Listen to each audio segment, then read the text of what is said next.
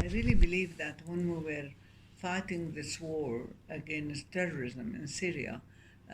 our only objective was to defeat terrorism and to keep our sovereign and independent decision.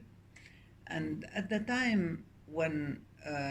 Syria felt that it has defeated most of the terrorists on its land and was um, thinking and planning for reconstructions, for resuming relations with countries, we were faced with another war against us. This war also by the countries who already supported terrorists, who already financed terrorists, but who took the lead after the semi-failure of the terrorists in Syria. And by I don't know whether planning or implementing the financial crisis. First of all, before Lebanon, let me speak about Iraq, because when our army was about to defeat terrorists in Tanif and open the borders with Iraq, the American planes shot our soldiers and the soldiers of the Allies, and they prevented us from opening the borders with Iraq because Iraq is a number one partner to Syria, number one commercial partner to Syria, and opening the borders with Iraq is really a life stream for Syria and for Iraq too. And probably that was about 3 years ago when the US focused all its efforts to help the terrorists to stay there. And when there are no terrorists, the US would come directly and target our army and any one of our allies. The second step that they had taken, they pressured the Jordanian companies and businessmen not to come to Syria and not to deal with Syria because the way to survive or the way to revive our country is to start the economic wheel in Syria. And the third one was the economic crisis that they caused in Lebanon, and now with Caesar law, they are pressuring. We could feel it even now that they are pressuring Lebanon and perhaps the Lebanese government in order to implement Caesar law against Syria, which means locking borders, preventing any deal with Syria. We know that Caesar law targets our allies and our neighbors as much as it targets us. But even in targeting our allies and neighbors, it targets us because it tries to cut any way that will help us to rebuild our country and to overcome the consequences of what the terrorists did and destroyed in our country. The big question in my mind is that what is the difference between what these Western governments are doing against the Syrian people and what the terrorists did against the Syrian people? And in fact, any reasonable person would probably feel that the terrorists were only the medium and the tools of these countries. And once they failed to achieve all their objectives, they found other ways in order to subjugate Syria or try to deprive Syria of its independent decision, of building its own country as the people of Syria want. I think one thing that I'm absolutely certain of now is that after this war on Syria, I don't want any Western person to talk to me about people, about human rights, about care, about the lives of human rights, because all the measures taken by Western countries and by some Gulf countries against my country are first and foremost hurting Syrian people, causing the death of Syrian people, endangering the health and the lives of Syrian people. All the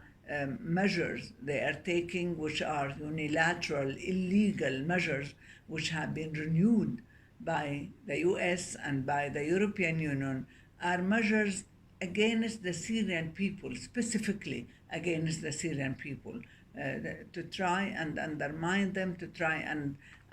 not allow them to really survive. This is something that really this time is a very critical time, but I have never lived through a time where the West or the Western government appeared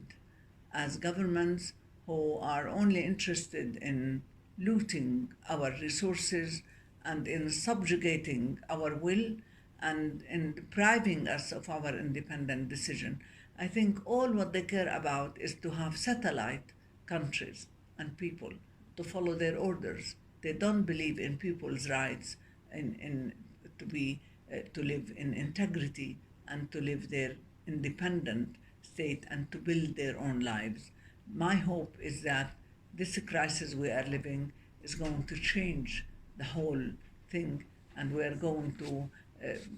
build a world, hopefully, with the help of China, Russia, Iran, and all the countries who were badly affected by these unilateral punishments taken by the United States. All these countries should formulate an alliance and establish different rules for international relations, for relations among countries, rules that respect countries, big or small, that allow people to live in their countries freely and allow people to decide for themselves. All the slogans we used to hear about democracy and the human rights have fallen miserably, because democracy is to allow people to decide for themselves, not to impose on them all the measures, to subjugate them, to make them starve, to cause all death and destruction, so that in order to become a follower of you. And I think now the hypocrisy in the United States, with all the rebellion against the government, it is absolutely clear. They used to call those people on our streets freedom fighters, who were terrorists actually, while the Americans who go on the street, they are suffering from racism. And we respect that, because we know that there is real racism that has been exercised against them for years and years. I think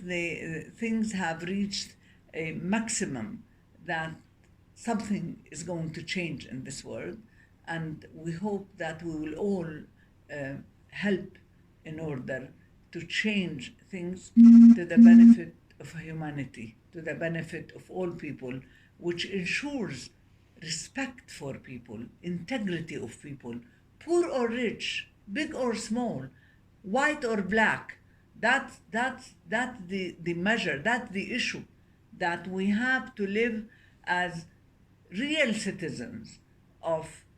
a global village, what they call it, but they only believe in the village for white people to control